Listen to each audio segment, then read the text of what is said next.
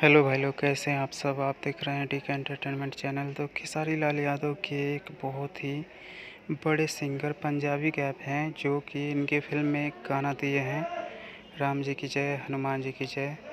ये इनका नाम है दिलेर मेहंदी जी। दिलेर मेहंदी जी पंजाबी के मशहूर गायक हैं जो कि इनकी आने वाली अपकमिंग मूवी है रंग दे बसंती, जो भोजपुरी मूवी है। बहुत ही बड़ी हाई लेवल की मूवी बनी है, उसमें का ये गाना गए हैं जो कि 4 चाँद लगा दिए हैं इस मूवी में।